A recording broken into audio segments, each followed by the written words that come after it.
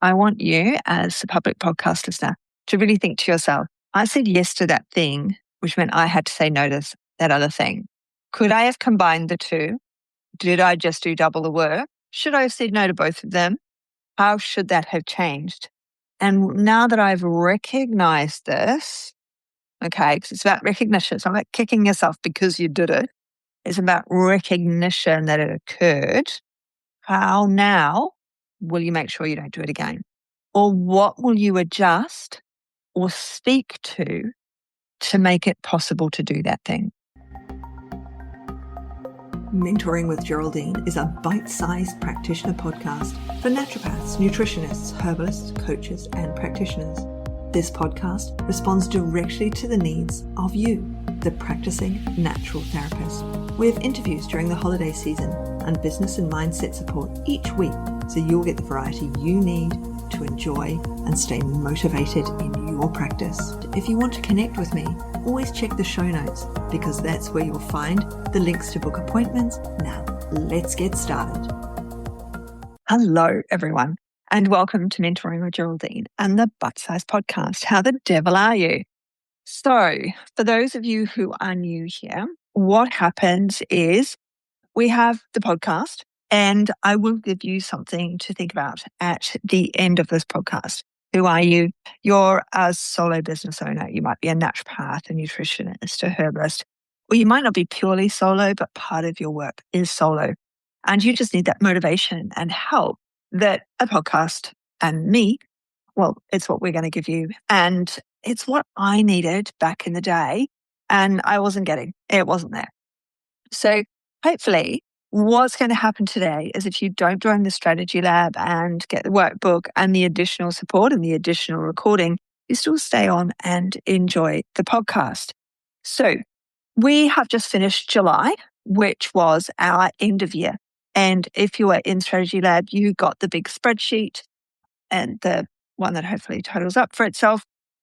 That's going to help you figure out where you are year to date, what's going on with your finances, what's going on with your business, and so on. So you'll still get access to that. If you join the strategy lab, you'll get access to that. It's not like, oh no, I wasn't even. Yeah, it's there. You just go and get it. So that's in there along with July's workbook. And of course, we spoke to Kobe last week. He was really cool, wasn't he? Because it really made us think about stepping up and about leadership. And so that's what August is all about. Okay. So I've got my pieces of paper here, my notes. So what we're talking about this month, so our month's theme is leadership and identity. So, and it does, make us go all the way back. So we had clinical confidence in May when I started this system of the podcast. Then we had clinical systems and marketing systems in June, and July we had Kobe, and we had our mid-year calibration, and we had those money conversations. And so now we've had those money conversations. We've had to think about our business in a different way. We all had to do our taxes, right? And it's made us look at things in a different way. And it is okay to have another job. And I do keep seeing this. I saw this in one of the Facebook groups the other day, someone that will always go in as having, no identity or whatever it is, you can deny your identity. And they always say, hey, I've put my all into this business and nothing's happening and I've got no clients. What I say to that is get a job working for somebody else. It takes the pressure off, right? It also gives you boundaries. And we're going to be talking about boundaries over this month as well, and saying yes and saying no and achieving, all right, and reaching for that next step. But sometimes it does take working for somebody else in a job that you don't mind. It doesn't have to be a job you love. In a job you don't mind, definitely not a job you hate, because that's going to create pressure. But, retail is fine. Health food shop's fine. Shoe shop's fine. I don't know, whatever it is you like. Handbag shop. I prefer a handbag shop. I don't know, do handbag shops exist? Because they don't want to sell luggage. Anyway, not that I'm fussy or anything. Anyway, so what are we going to talk about now? We're moving on and we're thinking about that leadership as not just a title though, or this big vision, but it's actually a pattern of yeses and nos. Okay. So And it's how we see opportunities inside our practice. And that's why I say it's okay to have another job, because that gives you the relief of bills, they're paid. You've got money going into your super, really important. Most of us are working for ourselves. We're not putting money into our super. Work for somebody else, money goes into your super. It won't be very much because you're only part-time, but it's a little bit. And then you have a super that you can add to, because you'll have hopefully an industry super, right? We don't have an industry super. That's the point. We don't have an industry super. So, or maybe we do, and I don't know. Maybe I have to find out. Oh, I shouldn't have done that. In the middle of the podcast, I had an idea, and now what am I going to do with that? What am I going to do with that? You're going to have to write in and tell me if there is such a thing. So that's Geraldine at mentoringwithgeraldine.biz. So feel free to let me know if there is one. I mean, I worked in the hospital, so I have Super SA. So I was using Super SA, and that's what I've been using. So I don't know if there's an industry super, but it is a good idea to have an industry super. Not that I'm giving you advice, because I'm not allowed to give financial advice, because I'm not a financial advisor. I'm a naturopath, remember? I'm a nutritionist. I'm a herbalist. I'm a hypnotherapist. I'm a coach. This is where I give my advice. I have run a small, successful business for many, many years, and that business had ups and downs. Okay. It's on a down at the moment. Literally, well, it's got to be on a down because I'm not taking new clients. So it's really hard to be on the up when you're only taking mentoring clients. And even then, it's really hard to get it on my books because they're quite full with other things. We've moved house, we're renovating. I've got a lot going on. And hubby's retiring and I'm about to retire. So getting in with me now is really what you need to do. Anyway, I'll stop yappering and get back to our point. So, if you join the Strategy Lab, you will get the rest of this, which you'll get the workbook as well. Don't forget that. It's $35 a month. It's well worth it. So where were we? Now, we're going to be talking about yeses and nos, and we're going to be talking about how to spot that bigger yes. All right. And that's what most practitioners walk right past. So I talk about, I felt plateaus all the way through my business, right? And I think, it's another job. It's another course. I have to learn another thing. I have to do another thing. And so that's what I would do. So I spent my money on courses, lots and lots of courses. My kinesiology course was a particular flop. I can muscle test, but that is all I can do. I've done a number of other of those sorts of courses that were an absolute flop for me and just cost me money. When I think there are so many courses out there that I could tell you are half done that weren't me at all. But I was plateauing at those points. And so I wasn't sure where I was going or what I should be doing. And what I was doing was missing some of the obvious yeses. And it wasn't until I went on holiday. And while I was on holiday, I was cruising through Facebook and I found some of those yeses and I found some of those moments and those opportunities. Oh, there was actually one Endeavour in Adelaide said, hey, we need lecturers. And so that was an easy opportunity. It was right there and I had the skills. But some other things are just ideas from those. So I noticed that somebody else had started calling their content the Academy. And of course, I've had the Academy for years. So I was like, okay, it's time. So rather than get all upset and email them and go, oh, yeah, I call it the same thing I called it, was go, right, it's time for me to upgrade. Clearly, my Academy is cool bananas. And so somebody has copied the name, which is cool, don't mind. I need to up level. I need to change the way I'm delivering. I need to change what I'm doing. So I stepped up to that yes. Okay. I could have done the no. I could have done the negative. I didn't. I stepped up to the yes. And that's what I want to talk to you about is how are you stepping up to the yes? Because these are our leadership traps. Okay. When we think about leadership, we think about, it's a huge thing. I'm going to be the leader of the world. I've got to write a book. I'm going to be on the stage. I'm going to do whatever it is. No, leadership is actually smaller than that. There are parts where we are leadership. Rather than waiting for that big vision, we have daily decisions that make leaders of us and that we sometimes slip past, and these are unmanaged. So leadership is small. It's much smaller and much more useful than, because it's those 10 decisions that become one decision. All right. And these are decisions that we make not just between 9 to 5, but we make them all the time in everything we do. Am I going to go out in the car and do this, that, and the other thing? Well, I get the train and go and do this, that, and the different other thing. We're making decisions every day. Some of those are general life decisions. I don't have a drink of water. And some of those are, you know what, I'm going to put out to the universe that I'm open now on a Thursday afternoon and I'm doing a late night. Okay. Late nights always worked for me, peeps. I always had my late nights were full. Where I'd be empty in the day, late nights were full. Just putting it out there. So our daily patterns of yes and noes, they are your leadership and they build up to that bigger leadership content. Okay. Now, we as practitioners often default to yes, big problem. Okay. Because we are trained towards overgiving.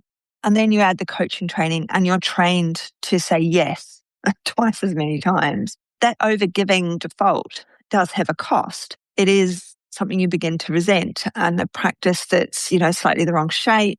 And there's burnout waiting for you at the end of that, isn't there? So what we want to reframe, what we want to think about in this landscape is that boundaries are not walls, okay?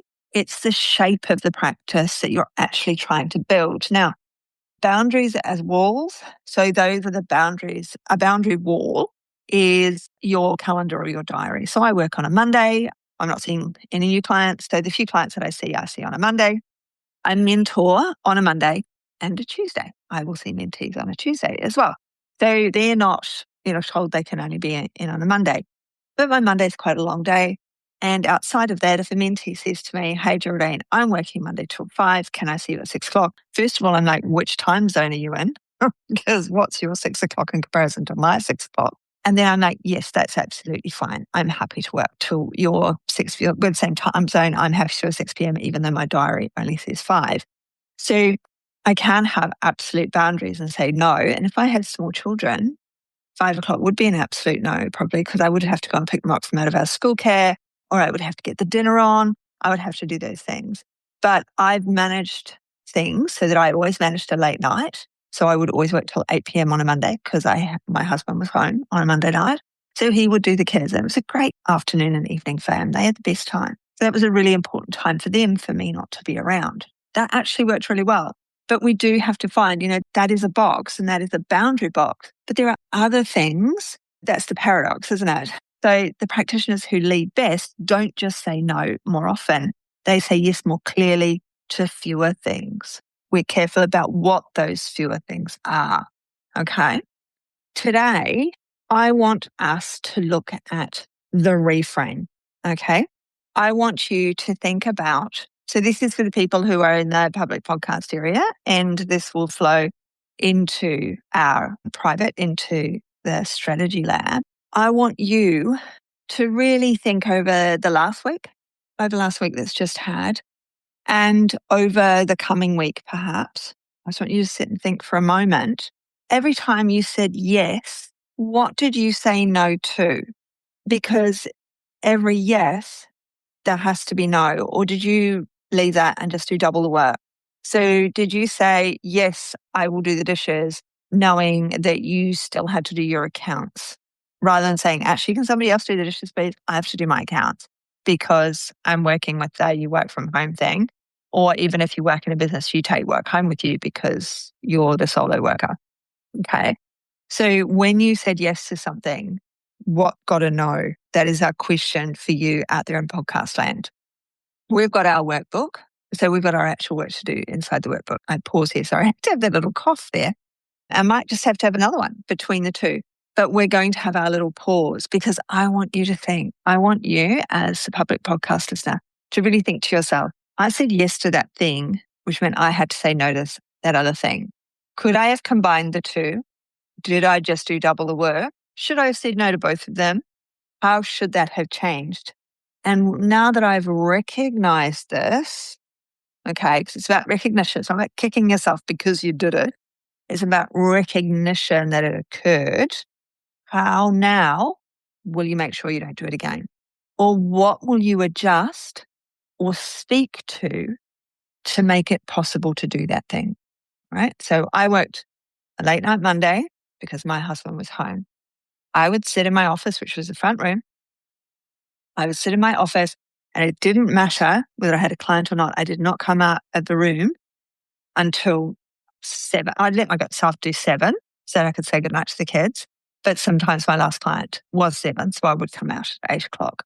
but they would already have had the whole evening. I never came out and interrupted their evening, even if I had a break between clients. Okay. Because that was, as far as I was concerned, that was my boundary. And it gave me time to catch up and do other things. But I never went, I have to go and double up. I have to go and micromanage my husband and children. I can stay here. I am a micromanager. I can stay here and work on my business. So what is it that you've said yes to that you should have said no to in the last few weeks? Because this is where our leadership comes in. This is where we are able to lead ourselves and that leadership, because remember, I've just said I'm a micromanager. I've just admitted it. So we can lead ourselves and say, no, we're not micromanaging that. No, we're not going to do that thing anymore. We're passing that thing on, or we're changing how we do that thing. What is it? All right, that's the task I'm leaving you with. For the Strategy Lab people, there's going to be a pause and we're going to restart, and we're going to talk through your workbook. So I hope you have an absolutely brilliant rest of day, everyone out there in podcast land. The link to Strategy Lab is in the show notes. I've left you with an activity. I would like you to just think about it. You don't have to write anything down or do anything. And those people in the Strategy Lab, come on back into the Strategy Lab and listen to the rest of the work. And I'll catch you soon. Have a good one. Thanks so much for joining me today. Don't forget to rate, review, and subscribe to the podcast for the weekly episodes. Bye for now.